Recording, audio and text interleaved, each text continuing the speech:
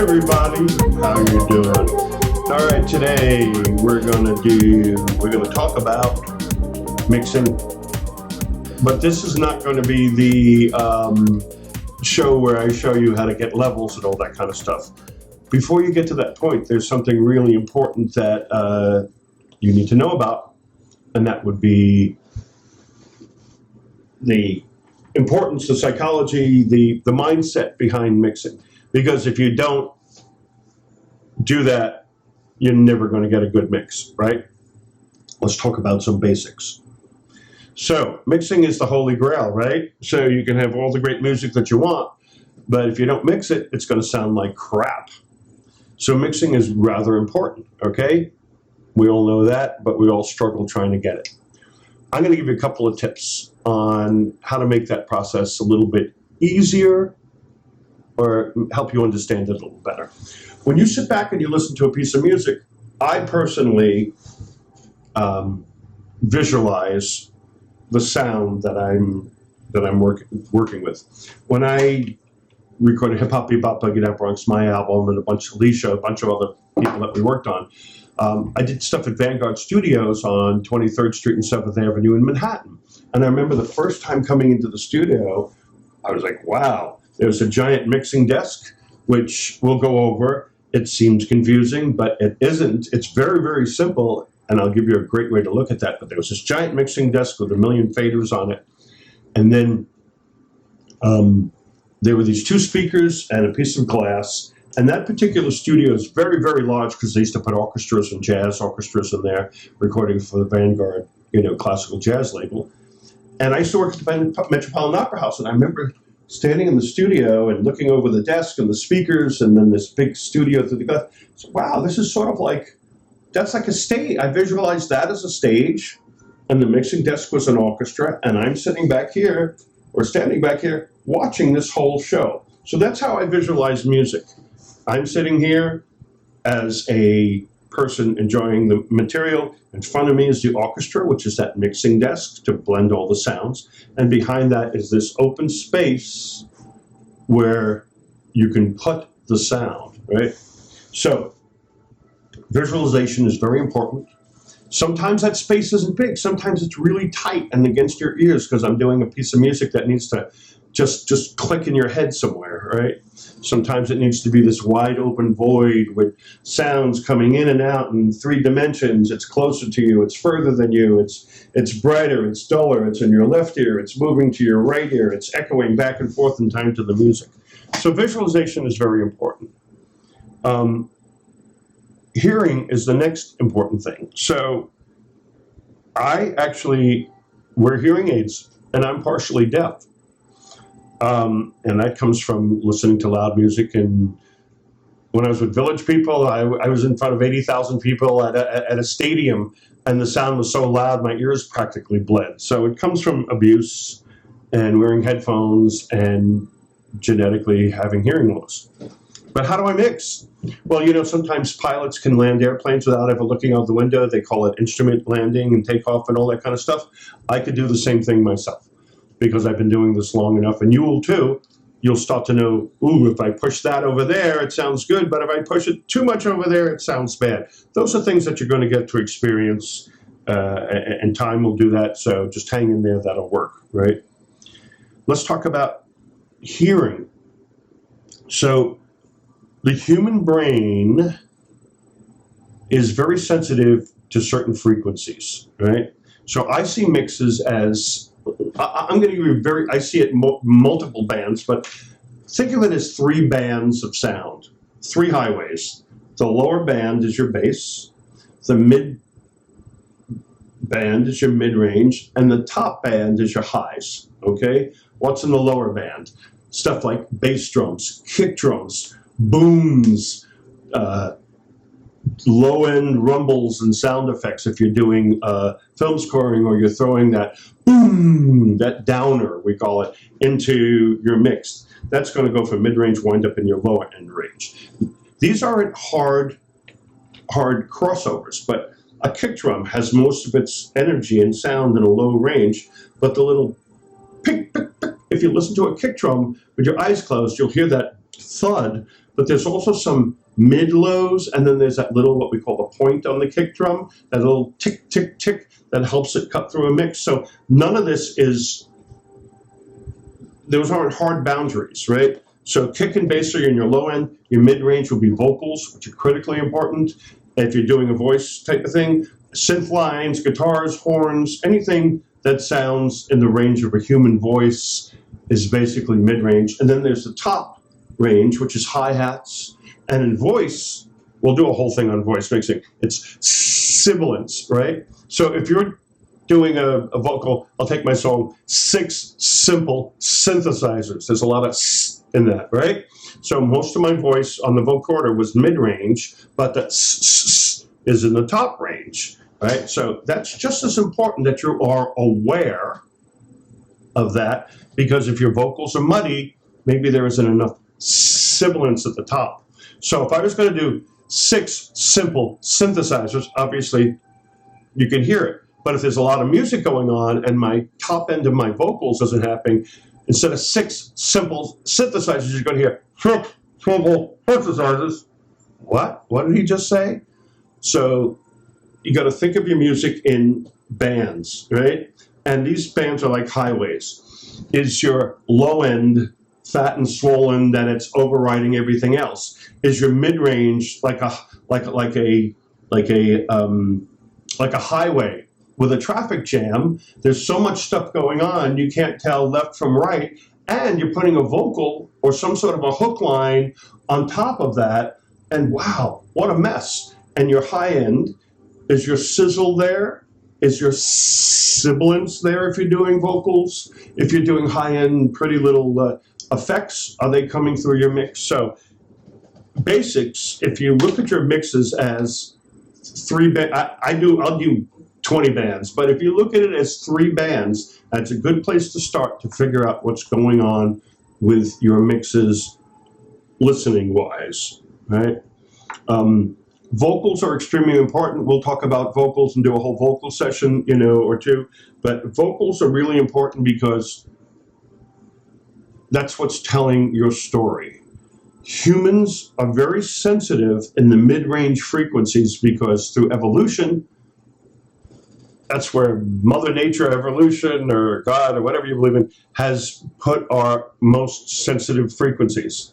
Hey, watch out, there's a car coming. Hey, a lion's gonna come and grab you, or help.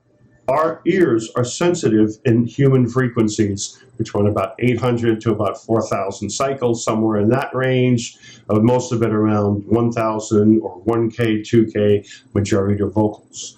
So if you have all this stuff in your mid-range going on, guitars, horns, synthesizer parts, background vocals, that center section is going to get pretty clouded, and then you put a vocal on top and you go, I just can't get my vocal sounding good. Well, there's things like compressors, and we'll learn about that even out the dynamics in a vocal and make it nice and tight. You ever notice when you listen on the radio, everybody sounds nice and cool and even? But when people talk, there's a lot of different range when people talk or sing. Well, how do you get that wide range to sound like the radio where everything's nice and even? A compressor will do that. And we'll do a whole thing on compressors. It'll bring up the quiet frequencies. It'll squash down the loud. It's kind of like somebody turning a knob really fast, get a knob here. It's as you're recording, that they're making it louder and softer, really, really fast, faster than you can do it. That's what a compressor does. It'll take the dynamics and even it out. We'll do a whole thing on compressors. Something also very, very, very important is point of reference. And this is a biggie. If you're listening to stuff on earbuds all the time, but you're mixing on big speakers, and your mixes don't sound good, well, your point of reference is your earbuds.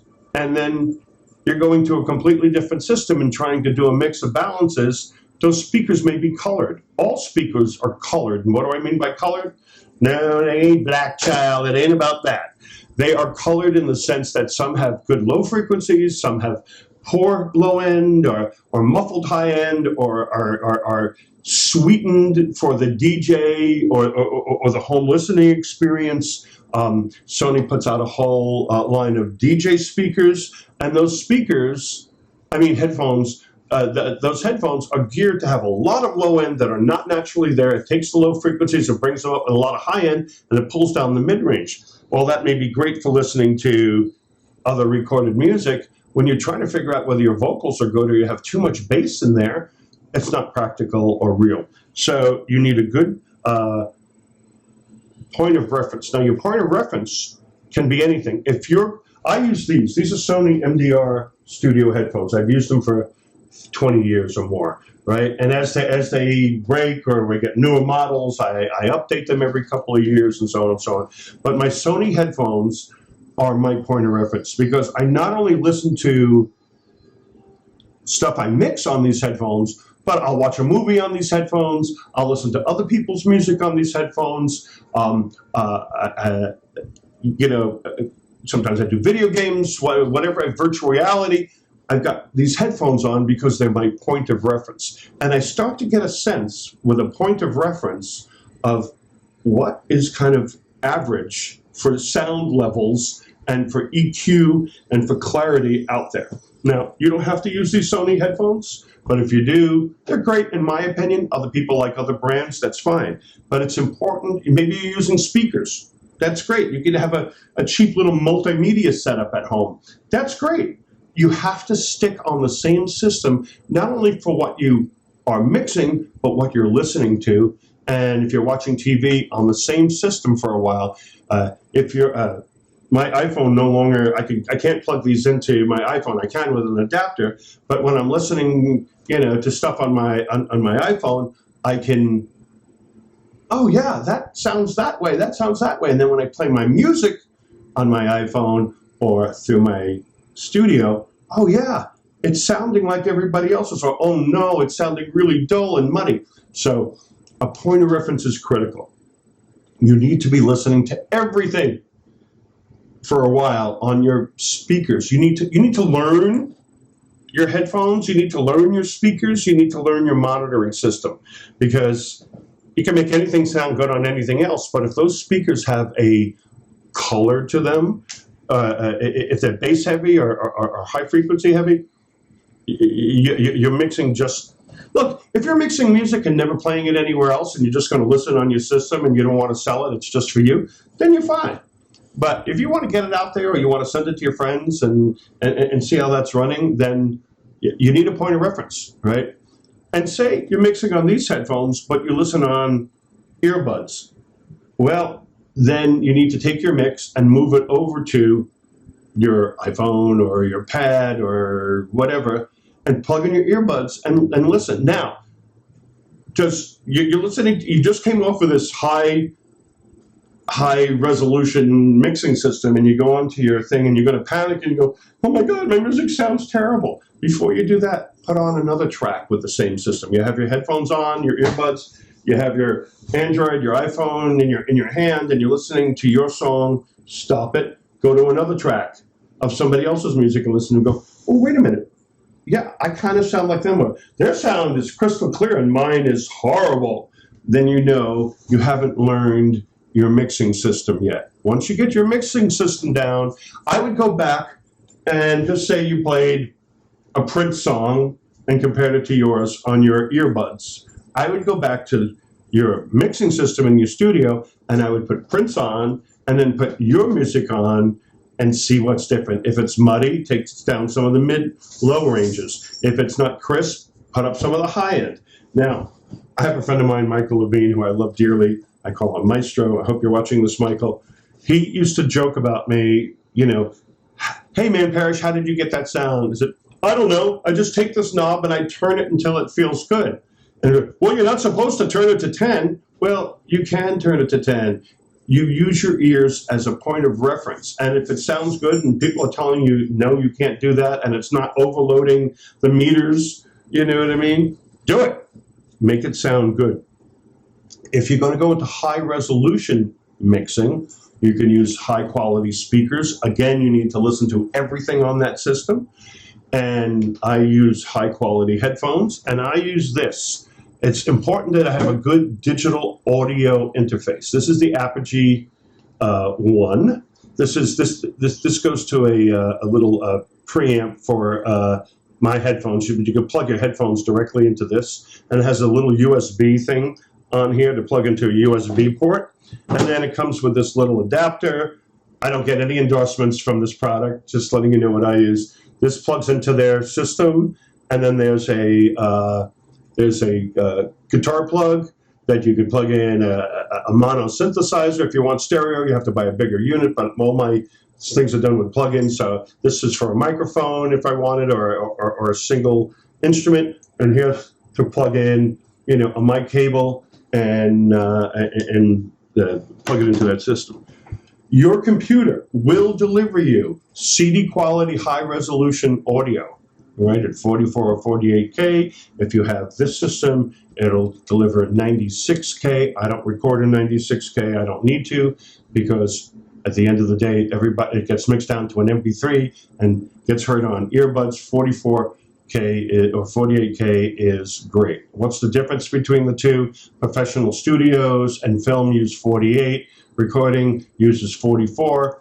If you're working with other people, find out what they're recording in and switch your recording software. We'll talk about all this. If it sounds like Chinese, we'll deal with it later.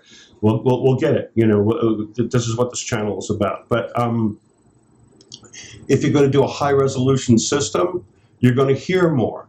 You're not only going to hear, I like to explain it as, you're not only going to hear the notes, but with a high resolution system, it's like the difference between an old tube TV and ultra high definition, video.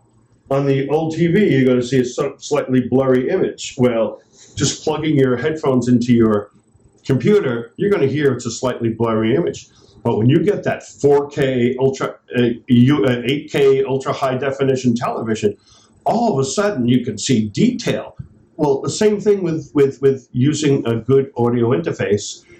You're going to not only hear the notes, but I like to say you're going to hear the space between the notes. The resolution opens up, and you're going to go back and listen to your old mixes and go, oh my God, this sounds terrible. Well, you didn't get the resolution, the fine resolution. So if you're just mixing stuff and having fun and DJing and putting some beats together and experimenting, you don't need to spend that kind of money. But if you're a kind of musician where you want to get your music out there and, compete with the big boys, which is what I have to do, then you want a high resolution system. That interface is about $250. I love it. It gets me to do what I'm doing. Once you get that high resolution interface, you need to go back and listen to everything again and make your point of reference. It's critical point of reference. Lastly, your ears. Your ears are sensitive in certain frequencies. Okay, we talked about the mid-range frequency and all that kind of stuff. But if you listen to music for a long time, do not mix the same day you've put down your music. Your ears are shot. What do I mean by that? Your ears fatigue. You ever go to a concert and you come out and your ears are ringing? They're fatigued. Your brain can't process all the information. It's done with you. It says, you know what? Too much information. I'm shutting that part of your brain down. I'm just going to leave the essential frequencies so you don't get run over by a truck. But you're not going to hear great resolution. Your ears are fatigued. What do you mean my ears are fatigued? Trust me, they are. Here's a little experiment. Sit in front of your computer for 4 or 6 hours and mix it. And I want you to come back the next morning and put that mix on and listen to it. Chances are it's going to sound like crap. That's because your ears were fatigued. So when it comes to mixing, you need to wear different hats, right? I'm a composer. So when I write music, I'm not worried about mixing. I'm just composing and getting all the parts in, and we'll talk about how to compose and all that. Then I have to be an arranger. I've taken all those parts, and now I have to cut holes in it, and have it blaring in this point, and break down at this point, and focus on this point, and just go wild on that point. That's arranging. We'll talk about that. Then I have to, once I get all my stuff in place, then I have to become a mixer. And I have to forget about all that stuff. And then after mixing, I have to be a mastering person. Forget about all the mixing, all the recording. I have to put on another hat. So mixing is a separate hat in itself. A lot of people have other people mix their material because they're only good at recording, or only good at writing songs and they can't get it. And that's okay. There's a lot of people out there that can help you do it for free, or you pay them a small fee or a big fee, depending on who you're dealing with. Now, one of the things I do with mixing is I come back the next day. If you have to mix in the same day because you're on a time crunch, set your day up where you get up early, you do your recording, and then give it 2, 3, 4 hours between the time you finish the recording, leave your computer on, let it go to sleep, whatever. Come back 4 hours later, 3 hours later, when your ears have refreshed themselves. I'll come back and I'll go, my God, I can't believe how loud this is. Well, over time, I've crept up the volume because my ears fatigue. If you've ever done that, if you've ever recorded and dinner's ready and you come back and you put in your headphones like, wow, it just blew you out of your seat. Your ears were fatigued. All right? You could do a little experiment to try this out. So I come back to mix something. Sometimes I'll leave the levels where they are. I'll get a better mix, and it's a little longer to do, but I'll just put everything down to 0. Now I start mixing like I've never heard the song before, right? I can't play favorites to synth parts or to bass lines or to that guitar riff that I did because it's better than anything else on the track. That's my personal opinion, but not that somebody is listening. So I do dance music. If I'm doing dance music, I build from the rhythm up. I get that kick happening, I get the snare happening, or if it's a drum sample, I get that sample and that loop happening with EQ. We're going to do all this on this channel. That's what this is here for. But I get that happening. Then I drop in some of the mid-range stuff, and I sit back and without vocals, and I'm listening to it and going, the kick drum, I don't know, it's just not happening. Am I tapping my foot to it? Let me raise that kick drum. Oh, wow, all of a sudden, I can feel it.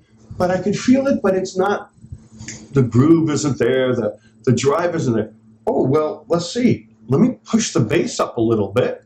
Wow, I got the bass and the drums happening, and wow, that's really working. Okay, then I start dropping in synthesizer parts or horn parts, but I don't want them to overpower the bass and the drums that I just did, and they're sitting slightly underneath it, and and then I've got my effects and all that kind of stuff. We'll talk about all this, and then I lay the vocal in kind of on top of all that. Oh, my needles are in the red. I'll show you how to select all, bring those faders down, bring your volume up a little bit in your monitors, and then play it back. And then, okay, now I have a little headroom to bring my vocals back up because now it's not pegging out the meters, the mix is sounding sweet. And what I'll do several times is I'll turn around in my chair and I'll look at that picture of how cute I used to look. And I'll say, hey, what's wrong with this song? I don't know, I'm not tapping my feet anymore. Okay, back, bring up the bass and the drums a little bit, bring all the volumes down again as one whole volume. And you don't do it fader by fader. You could select all faders in most programs and bring that all down in the mixer as a whole massive thing, right? You're selecting all your faders and you're bringing them down, and then bring your volume up in your headphones and turn around and, okay, that's great, but I can't hear 6 level synthesizers.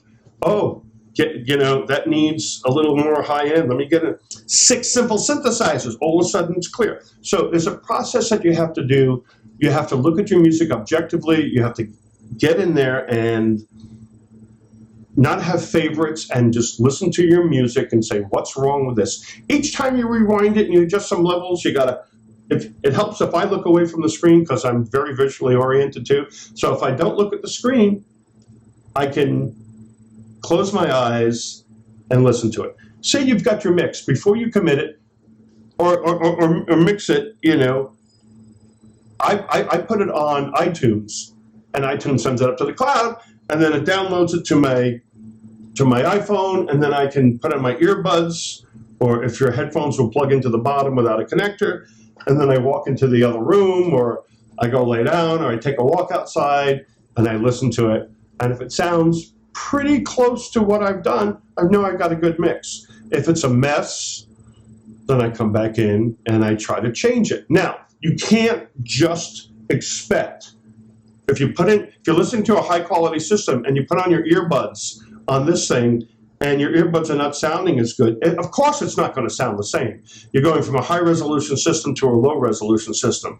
But how do you check that? Well, say you're doing put on a Prince track, listen to it, put on any group that you like, listen to their music, and then play your music back on your mobile device or iPad or whatever you're listening through. Oh, well, wait a minute.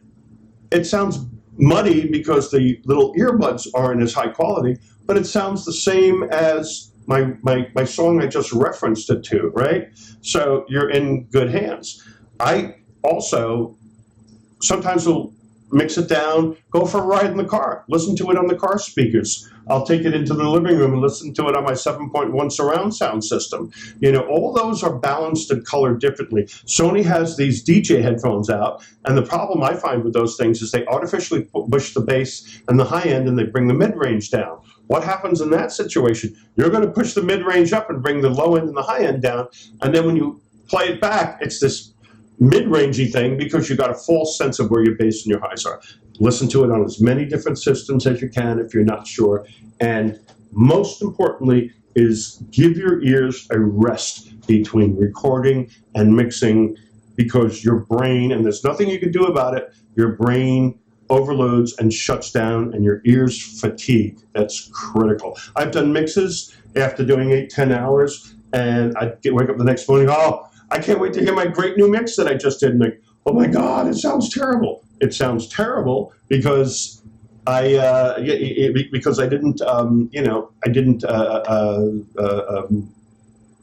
didn't let my ears rest. All right. Well, that's just some basics on mixing. Before we get into the real mixing thing, you need to have a foundation. You need to have a point of reference, whether they're speakers, earbuds, high-quality headphones. If you're using a low-resolution system and you can't afford an interface, that's okay, but you better listen to everything on that system. It's really important, right? Your comments are great. I'm trying to be live on Sunday at noon New York time. Do I have that card here somewhere?